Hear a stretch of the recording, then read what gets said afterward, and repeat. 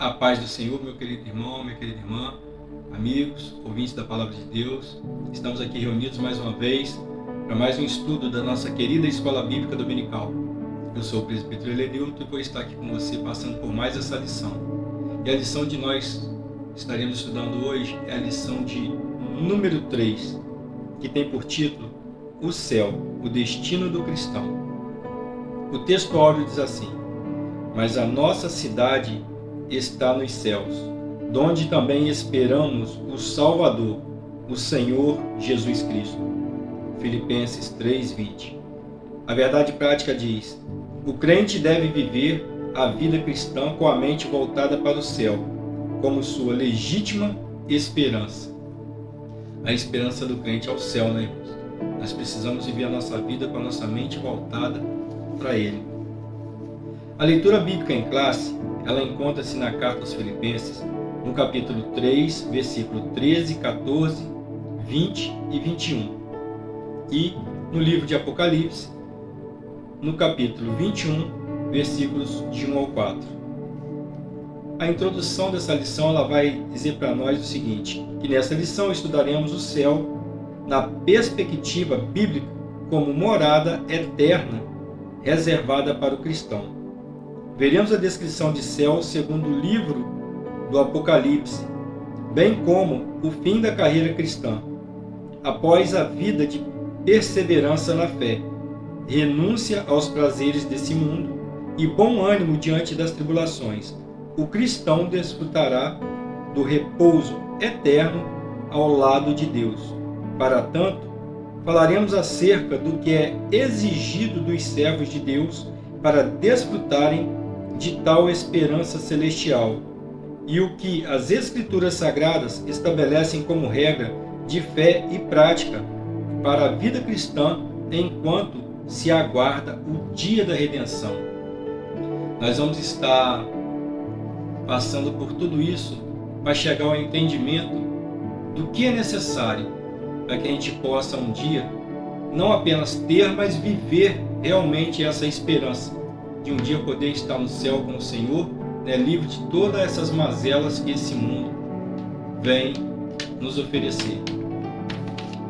A palavra-chave dessa leitura é céu.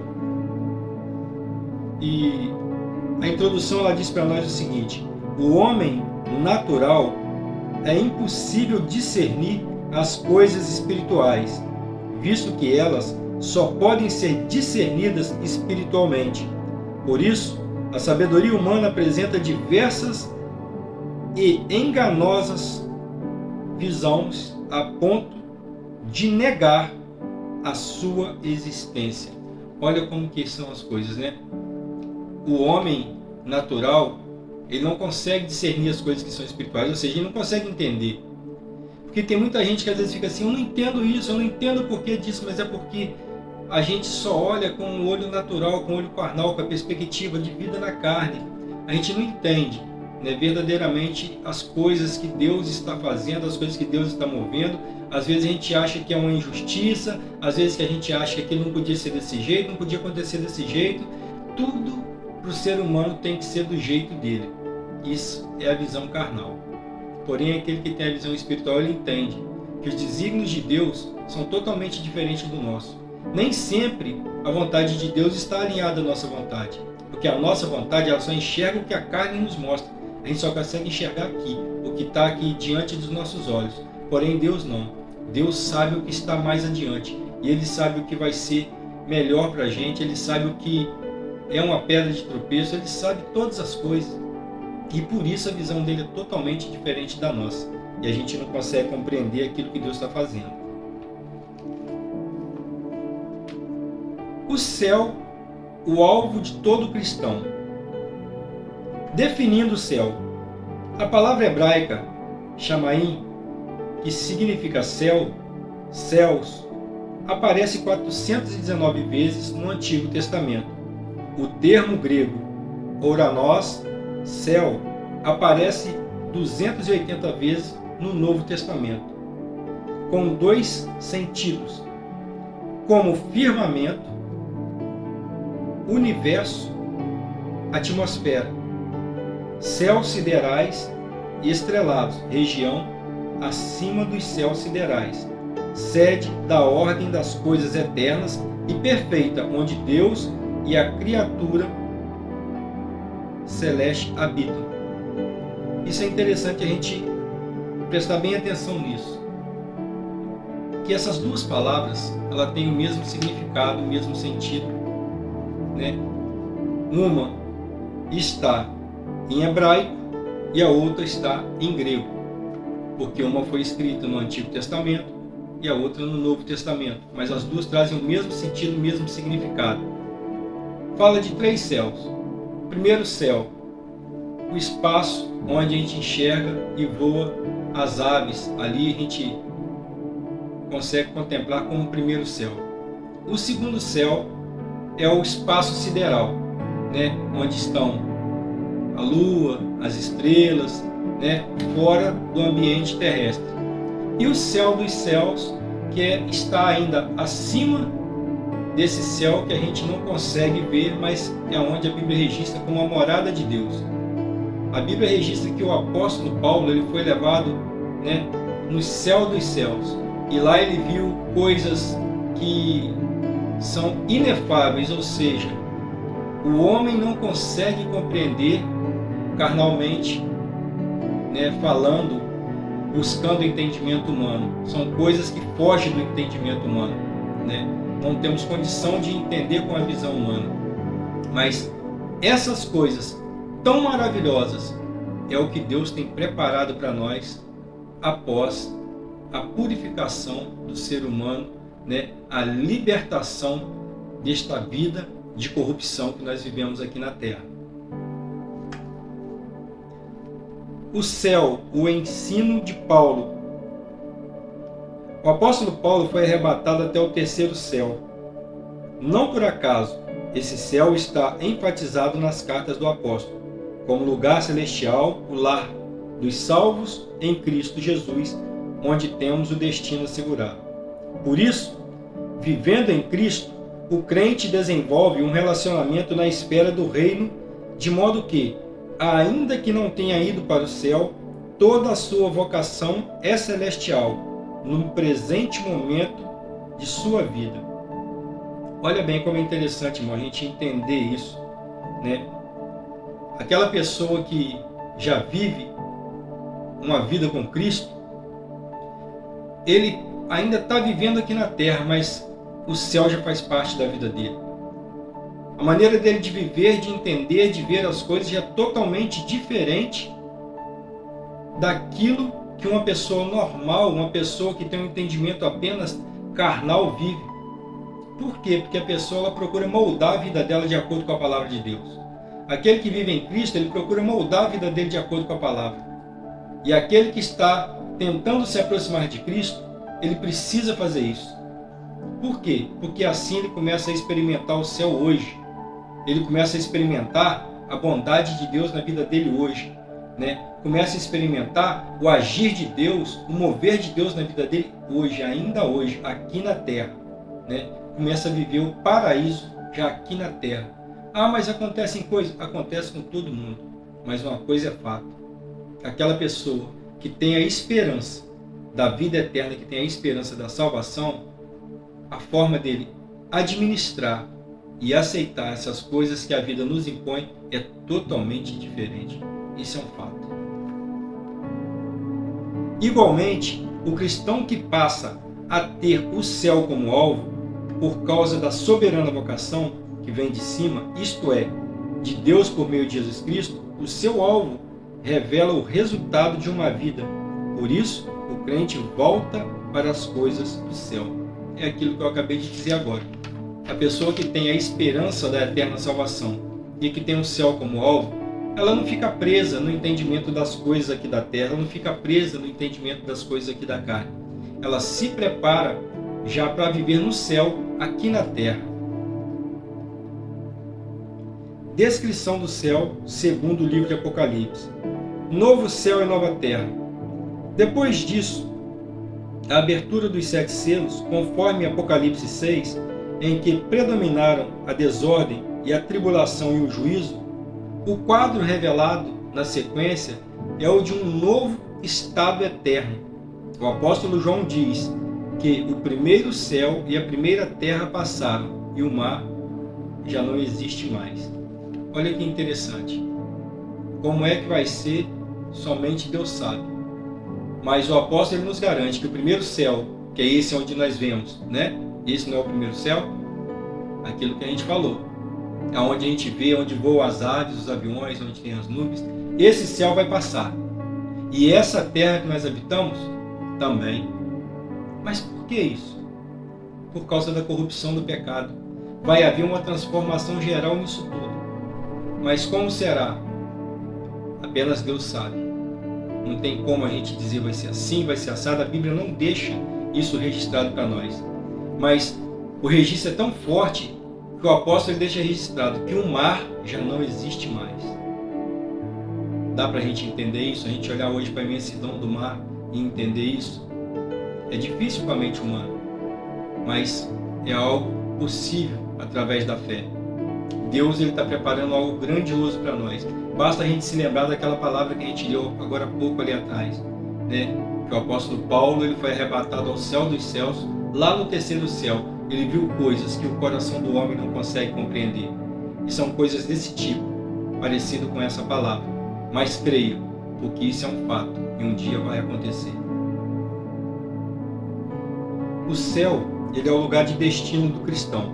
A Nova Jerusalém pode ser descrita como a morada de Deus, a pátria dos salvos, lugar em que os santos habitarão. Né?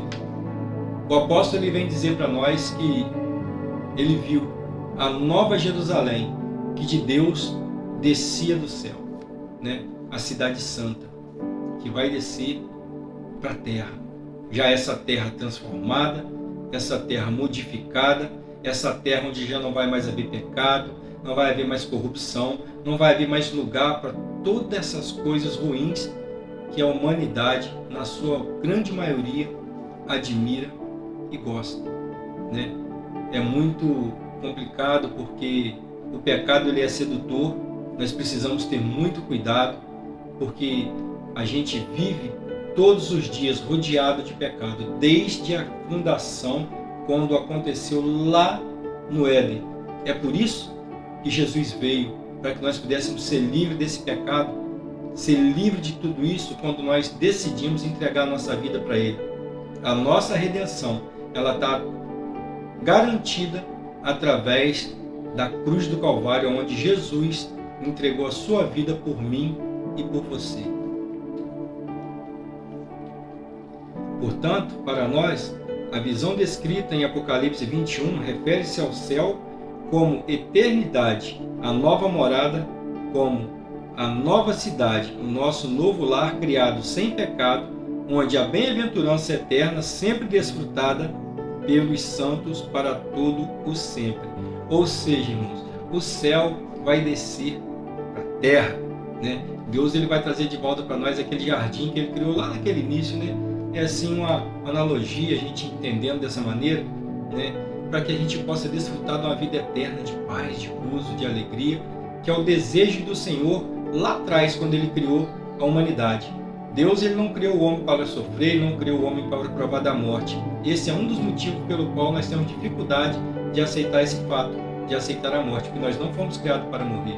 Nós somos criados para ter uma vida de gozo, paz, alegria, uma vida eterna ao lado do Senhor. Mas o pecado fez e faz até hoje a separação entre Deus e nós, humanidade. Mas quando nós aceitamos a Jesus, quando nós entregamos a nossa vida para Ele, né, através do sacrifício salvífico que Ele fez na cruz do Calvário, nós passamos a ter direito a essa tão maravilhosa herança que nos foi dada por Deus, que é a vida eterna através de Cristo Jesus.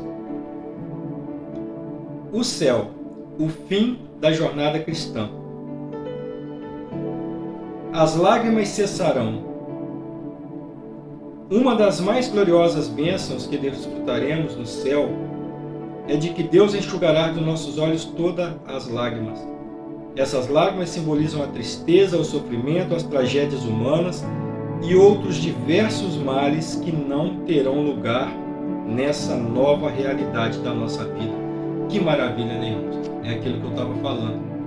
Tudo isso que a gente passa hoje, todo esse sofrimento, toda essa tristeza, toda essa luta, toda essa angústia que a gente enfrenta, tudo isso um dia vai ter fim.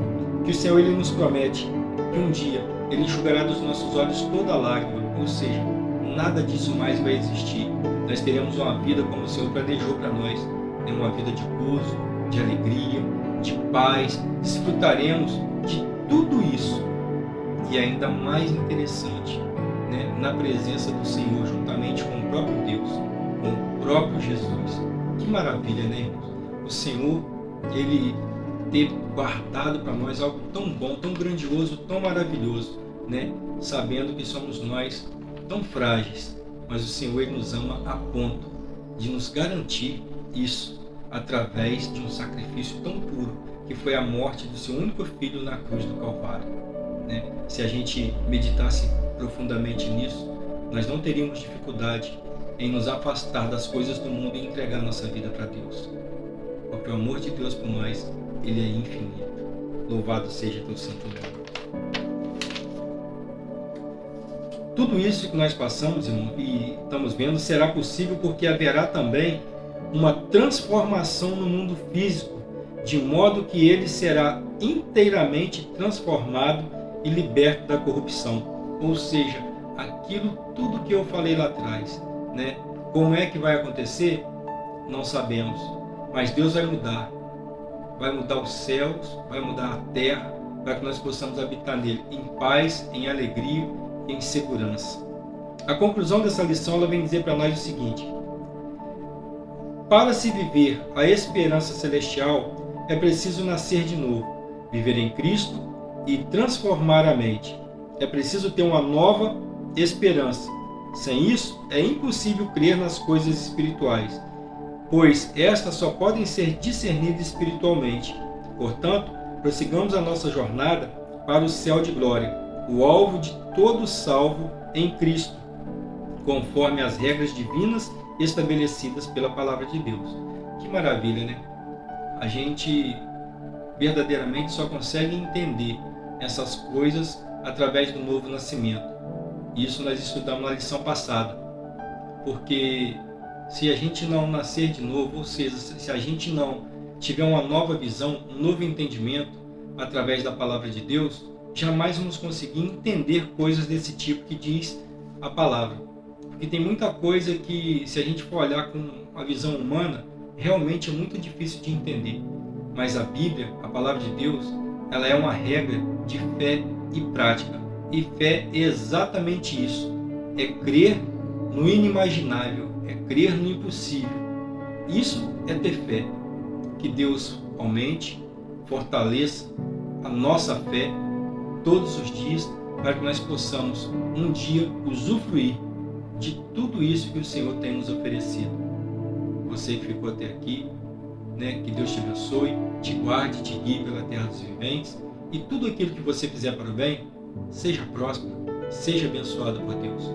Deus te abençoe, em nome de Jesus. E até a próxima aula. Fique em paz. Vá com Deus.